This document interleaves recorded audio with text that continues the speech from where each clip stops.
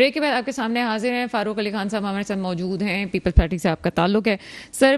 बार बार आप पे इल्ज़ाम लगा, अभी भी पीटीआई की रहनुमा ने हमें ये कहा कि सिंध में जो है बहुत ज़्यादती हुई है, और पोलिंग स्टेशंस के हवाले से ये भी बात आ रही है कि पुलिस की वर्दी में आपके लोग मौजूद थे जिन्होंने खुलेआम धांधली की, और जो मनाजिर हमने देखे वो किसी भी तौर से एक्सेप्टेबल नहीं थे। क्या कहते हैं, ये ठीक है, नहीं है, क्या कहते हैं इस हवाले देखें, से? ये तो इल्ज़ाम लगाना तो बड़ा आसान है, और जो हार रहा होता है वो इल्ज़ाम ही लगाता है कि जी हम हार रहे हैं। तो अब ये कहें जी ये एक इलेक्शन जो है वो गैर जिम्मेदाराना तौर पे हो रहे हैं। तो मेरी सबसे आप लोगों से भी यही गुजारिश है कि जब ये इंतखाबात होते हैं, आप खुद भी देखती हैं कि जो भी पार्टीज़ होती हैं, ज़ाहिर है उनका अपना इन्फ्लुएंस होता है, और जहाँ पे जिस पार्टी का होल्ड होता है तो आप खुद भी देख सकती हैं कि किस तरह से उनके लोग वहाँ पे काम कर रहे होते हैं। और ये तो कहीं भी नहीं कहा जा सकता है कि जी इंतखाबात में जी कोई लड़ाई झगड़ा नहीं होगा। ये तो नामुमकिन होता है, और किसी न किसी, देखें वायलेंस तो हर जगह ही होता है, क्योंकि जब ज़ाहिर है इलेक्शन चल रहा होता है उस टाइम पे वो जो सुबह 8 से शाम 5 बजे तक का जो पोलिंग टाइम होता है वो बड़ा डू एंड डाई वाली सिचुएशन होती है कैंडिडेट के लिए। तो ये छोटी मोटी चीज़ें तो होती हैं, और फिर वो थोड़ी सी बड़ी हो जाती हैं जो ज़ाहिर है फिर वो मीडिया पे भी हाईलाइट होती हैं। तो मैं नहीं समझता कि इस तरह की कोई इतनी ज़्यादा मज़ीद कोई हालात ख़राब हुए थे जो पोलिंग स्टेशन पे ये पोलिंग रोक दी गई थी, या कुछ ऐसा होता है जो NA 240 में हुआ था जैसे इलेक्शन में। उस तरह वाली तो सिचुएशन ऐसी कोई ख़ास नहीं हुई थी। ज़ाहिर हुई थी, मैं एक्सेप्ट करता हूँ, ज़ाहिर जहाँ हुई थी कि वो बढ़ गया ज़ाहिर, तो उस वजह से। लेकिन ये कि जो अगर बाकी आप देखें पोलिंग स्टेशन पे, और जहाँ इनकी कंप्लेन थी कि भाई जहाँ थे ठीक है जी आप वहाँ पे दोबारा एप्लीकेशन दें और दोबारा इंतखाबात करा देते हैं। आपने ये तो हम जरदारी साहब ने भी कहा और चेयरमैन साहब ने भी कहा और खुर्शीद शाह साहब ने कहा ये ठीक है जी अगर आप देते हैं हम दोबारा इलेक्शन करा देते हैं उधर। चलिए जनाब, अशरफ गौरी साहब हमारे साथ मौजूद हैं। आपका ताल्लुक पाकिस्तान बिजनेस ग्रुप से है। सर, प्रोग्राम में आपको वेलकम करते हैं। सर, आप मुझे सुन सकते हैं? जी जी, आपकी आवाज आ रही है। जी जी। सर, ये सुपर टैक्स का नफाज हुआ है।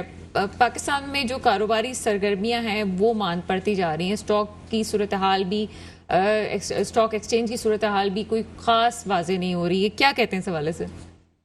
देखिए, ये सुपर टैक्स और ये नए नए नाम से जो टैक्स लगाते हैं ना, एक आज डिस्कशन हो रहा था लेवी के हवाले से। लेवी और सुपर टैक्स और पॉइंट ऑफ सेल्स, ये नए नए जो टैक्स हैं ना, ये नए नए हेड्स हैं। बेसिकली टैक्स अपॉन टैक्स, ये अवाम को कितना निचोड़ेंगे मेरी बात समझ में नहीं आती। आखिर एक हद आ जानी चाहिए। 235 रुपए का इन्होंने पेट्रोल कर दिया है। इलेक्ट्रिसिटी में इन्होंने 13 रुपए बढ़ाने हैं, जो कि 4-4 रुपए और 3-3 रुपए करके बढ़ा रहे हैं। अच्छा, ये वो कमिटमेंट है जो 2019 में पीटीआई की गवर्नमेंट ने की थी, डील की थी IMF के साथ। वो ये कहते हैं कि जी हमारा कमिटमेंट था, अब उसे अब तो फुलफिल करना ही है। तो ये जो सुपर टैक्स का नाम दे रहे हैं, ये बेसिकली जिस तरह टैक्स को जनरेट करते हैं, टैक्स नेट में लोगों को लाते हैं, तो सुपर टैक्स एक हेड है, just like levy. Levy itself क्या है? टैक्स पर टैक्स लेना। लेकिन बात वही है कि गवर्नमेंट के खजाने में जो है वो कमी आ गई है, फॉरेन रिजर्व खत्म हो गए, फॉरेन रेमिटेंसेज नहीं आ रही हैं। अब क्या है, कहते हैं कि जी मुल्क दिवालिया हो जाएगा। श्रीलंका की पोजीशन खुदा ना खास्ता, जैसे वहाँ पे फूड का क्राइसिस आ गया, वहाँ बिजली नहीं है, एनर्जी क्राइसिस आ गया, तो कहते हैं कि जी पाकिस्तान की भी जो है कंडीशन खुदा ना खास्ता ऐसी हो जाएगी। देखें, श्रीलंका की जो मीशत थी वो पाकिस्तान से बहुत अच्छी थी, बहुत स्ट्रांग थी, लेकिन उनके साथ भी यही प्रॉब्लम था। दो बड़े प्रॉब्लम थे। उनके यहाँ भी मर्दमशुमारी का इशू था, जैसे हमारे यहाँ। जब कॉन्सेंसस की बात आती है ना किसी भी कंट्री में, मर्दमशुमारी आपकी प्रॉपर नहीं होगी तो आप बजटिंग नहीं सर, खाने वाले पीटीआई की गवर्नमेंट में भी तो सब कुछ चीजें चल रही थी। पाकिस्तानी अवाम ये जानना चाहती है, अचानक ऐसा क्या हुआ है जो अचानक से 70 दिनों में ये हाल हो गया? देखिए, ये अचानक से नहीं हुआ। पिछले 25 सालों का जो है ना खमियाजा भुगतना पड़ रहा है। पिछले 25-30 सालों में जितनी भी गवर्नमेंट आई है, सबकी फाइनेंशियल मिनिस्ट्री बहुत पुअर थी। सब IMF प्रोग्राम के ख्वाहिशमंद थे। IMF प्रोग्राम को ये समझते हैं कि पाकिस्तान की पता है। इस IMF प्रोग्राम ने पाकिस्तान की मीशत को जमीन में धंसा दिया है। 25 सालों में मैंने कई IMF प्रोग्राम देखे हैं जिसमें पाकिस्तान कभी बाहर नहीं निकला। हर IMF प्रोग्राम में ये एक पैकेज लाते हैं, एक डील लेकर आते हैं, फिर क्या होता है, वो प्रोजेक्ट होते हैं, वो फंडिंग होती है, वो पैसा आ गया। अच्छा सर, प्रोग्राम जी, चूंकि अपने आखिरी मराइल पे आवाम के लिए आपसे एक पॉजिटिव एक सवाल पूछना चाहेंगे। पाकिस्तान शायद खुदा की तरफ से वो मुल्क है कि जहाँ पे मुख्तलिफ वसाइल हमारे पास मौजूद हैं और बहुत वाफिर मकदार में, जिसमें हमारी फिशरी की इंडस्ट्री भी है। क्यों हम ऐसा कोई काम 30 सालों में नहीं कर पाए कि जिससे मुल्क की एक्सपोर्ट में इजाफा होता? क्यों ऐसा नहीं हो पा रहा है? देखिए, सिंसियरिटी की बात है यहाँ पर। अगर सर जोड़ के बैठ जाए ना, आपने फिशरी तो बहुत छोटी चीज है। मैं पाकिस्तान में जो थर खोला है, अभी रिसेंटली माहिरीन ने बताया कि 25,000 अरब डॉलर का खजाना है और अरबों टन हमारे पास कोयला मौजूद है, जिसको मैं ब्लैक गोल्ड कहता हूँ। खुदा के लिए अगर पाकिस्तान की जो गवर्नमेंट है या पाकिस्तान की जो करते धरते हैं, पाकिस्तान की जो सरकार है, मैं कहता हूँ कि सिर्फ और सिर्फ ये जो ब्लैक गोल्ड अल्लाह ने एक मादनियात है ज़ाया हो रही है, अगर इसको ही ग्रोपैर लिया है ना, आप बिलीव करें पाकिस्तान खुद तो क्या अपनी मैशत को संभालेगा, दुनिया की मैशत को संभाल लेगा। 25,000 अरब डॉलर, आप क्या समझती हैं? 25,000 अरब डॉलर 300 अरब डॉलर तो रशिया की फॉरेन रिजर्व है। 300 अरब डॉलर पाकिस्तान ने तो एक खजाना दफन है, जिसको ये निकाल नहीं रहे, उसको पुरस्कार नहीं ला रहे, उसको यूटिलाइज नहीं कर रहे। लेकिन सर क्यों नहीं काम होता? क्या नौजवान नस्ल को आगे नहीं आने दिया जा रहा? तालीम पे अखराजात नहीं हो रहे, रिसर्च नहीं हो रही? वजूहात क्या है सर? वजूहत यही है कि यहाँ का जो जमहूरी निज़ाम है, इंतहाई फरसूदा निज़ाम है। यहाँ पे जमहूरियत को पता नहीं पुरानी सहीफा समझते हैं, आसमान से उतरी हुई कोई चीज़ है। अरे जमहूरियत तो वहाँ कामयाब है जहाँ पर एजुकेशनली लोग साउंड हो, लिटरेसी रेट हाई हो, जापान जैसा मुल्क हो, जर्मनी जैसा मुल्क हो, सिंगापुर जैसा तालीम याफ्ता सिविलाइजेशन हो।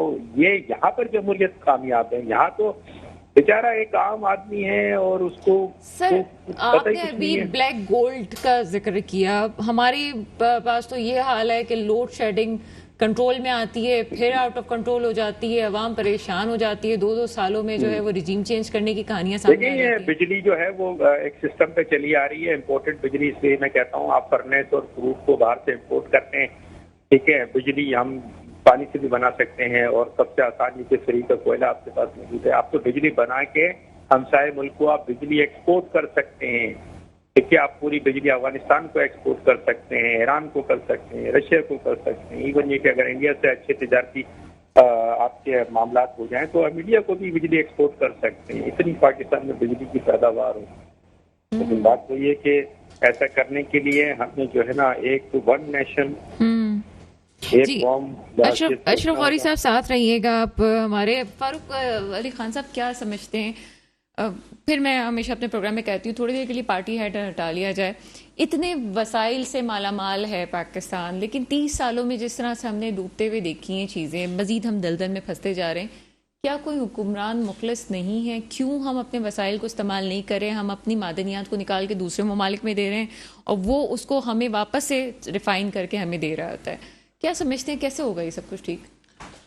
देखें, ये वाकई एक बड़ा अलमिया है, क्योंकि हमें इसके लिए सबको मिल के बैठने की ज़रूरत है। और ये वाकई हम भी जब स्टडी करते थे कि यार इतना कोयला रिजर्व्स हैं और आपके पास मैंगनीज़ है, ग्रेनाइट्स है और इतनी बड़ी बड़ी चीज़ें जो बलूचिस्तान मादनियात से भरा हुआ है, तो हम जब एक्सप्लोर करते थे उसको सब चीज़ें हमें दिखाई जाती थी, तो हम ये सोचते थे कि यार वाकई, और आज तक हम देखें तो वैसे ही वो अनएक्सप्लोर्ड है। आप देखें जो चागी में जो इसकी गोल्ड्स की माइंस हैं, उसमें वो एक लड़ाई जंग चलती रही। उसके बाद अब ये पीटीआई की गवर्नमेंट ने इसको टेकअप किया था, तो उसमें कुछ थोड़ी सी चीज़ें रिजॉल्व हुई। देखिए, हमें मिल के बैठना होगा इसमें। अगर कोई बाहर से भी कंपनी आ रही है तो वो भी एक्सप्लोरेशन करे। ज़ाहिर है, जब ये इतनी बड़े बड़े रिजर्व्स हैं, अगर उसको डिस्कवर होंगे तो लोगों को फ़ायदा ही पहुँचेगा, जॉब्स क्रिएट होती हैं।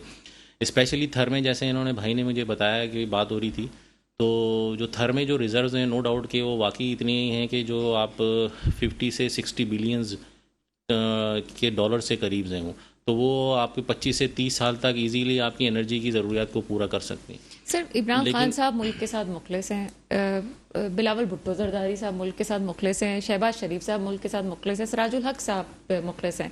ये सब लोग जब मुखलिस हैं मुल्क के साथ, तो मसले क्यों नहीं हल होते मैं हैं इसमें हमारे? देखो नीचे इसमें कसूरवार कहूँगा कि शायद हमारी नीचे ब्यूरोक्रेसी है जो सबसे ज़्यादा।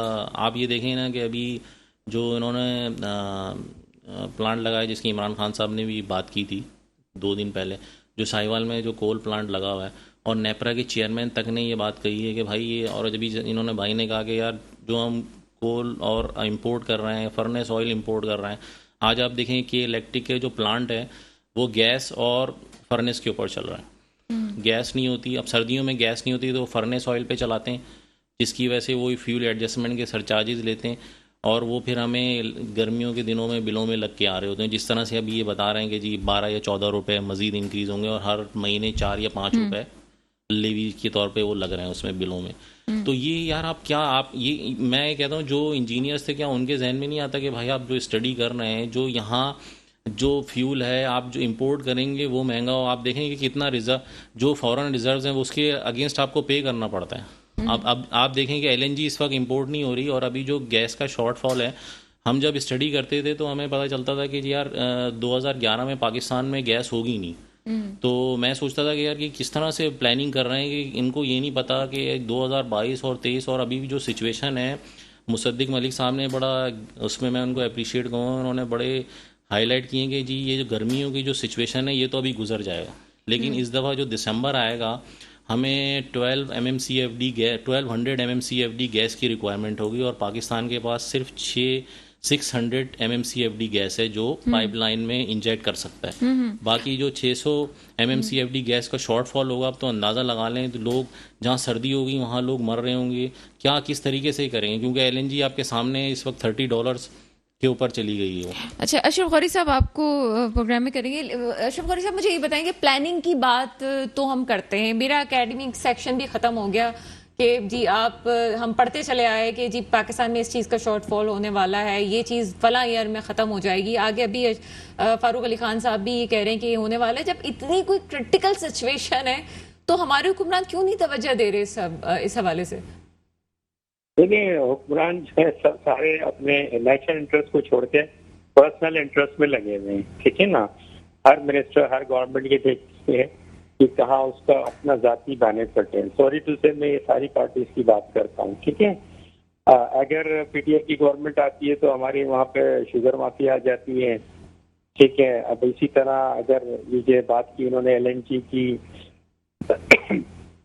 तो वहाँ पर भी पॉलिटिकल कंसिडरेशन की बात आ जाती है। आपने कहा देखें प्लानिंग की जरूरत है, प्लानिंग हम करते हैं लेकिन 5 साल की प्लानिंग करते हैं। भाई नई गवर्नमेंट आती है तो एक प्रोफेशनल जैलेसी होती है, उनको ये नहीं पता कि देखें इस प्रोजेक्ट के लिए कितना फंड उठाया है वर्ल्ड बैंक से या IMF से, ठीक है। मान ले मुफ्त दिले बह रहे हैं वो। सर आखिरी सवाल मैं आपसे पूछूंगी क्योंकि प्रोग्राम का वक्त कम है, मुझे ये बताइएगा कि क्या आप इस बात पे यकीन रखते हैं कि इमरान खान ने बहुत हद तक, उनकी टीम ने, काबीना ने माशी सूरत हाल का असर अवाम पे नहीं पड़ने दिया बल्कि खुद चीजों को कंट्रोल करते आए, क्या ये बात ठीक है? कि क्यों नहीं पढ़ने दिया? अब ये जो पढ़ रहा है तो क्या पीटीआई की गवर्नमेंट क्या अपनी जेब से उठा रही है खर्चे? तो आप ये असर उस वक्त नहीं पढ़ा तो आप पढ़ रहा है, लेकिन असर तो बिलवास्ता या बिलावास्ता आवाम पे तो पड़ ही रहा है। लेकिन मैं बात कर रहा था प्लानिंग की जो लैक ऑफ, जो इनकी प्लानिंग का जो फुकदान है वो यही है कि अगर आपको डॉलर का सबसे बड़ा इशू है, और डॉलर एक ही इशू है इस कंट्री के अंदर, वो ये है कि अगर ये थर्ड पार्टी ठीक है सर, आपका पॉइंट हमारे पास आ गया है। बहुत शुक्रिया। फारूक अली खान साहब हमारे साथ मौजूद थे, अख्तर पीटीआई से सीमा जिया साहिबा थी, और अशरफ गौरी साहब भी हमारे साथ मौजूद थे। मसला सिर्फ ये है कि प्लानिंग कीजिए, 5 साल की प्लानिंग से जो हुकूमत आएगी, जाहिर सी बात है पाकिस्तान को किस तरह से आगे लेके जा सकते हैं। हुकूमतें उस वक्त तरक्की करती हैं जब लॉन्ग टर्म प्लानिंग्स होती हैं। हम अल्लाह ताला से दुआ ही कर सकते हैं कि हमारे हुक्मरानों को अक्ल व शऊर दे और पाकिस्तान के लिए बेहतर हो। इसके साथ ही प्रोग्राम का वक्त खत्म होता है, मुझे इजाजत दीजिएगा। खुदा हाफिज।